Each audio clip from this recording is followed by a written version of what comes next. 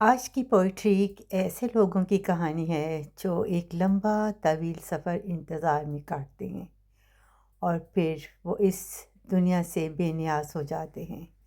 तो सुनिए मेरा ये कलाम, आपको अच्छा लगेगा। ये सब भील रास्ता मुझको थका गया, शायद ये जिंदगी का सबक ही सिखा गया। मुकद्दर में शायद मेरा उसका साथ नहीं, हाथों में मेरे अब तो उसका हाथ नहीं। इस दुख के दायरे से अब दूर निकल जा, अपनी ही खुशियों को तू यूं ना निगल जा।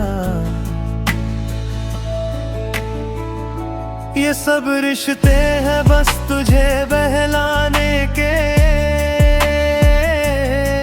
सब लम्हे हैं महज दिखावे के। छोड़ दे अब दिल से तू उसका ख्याल, जिंदगी में रानी है महत जन्नत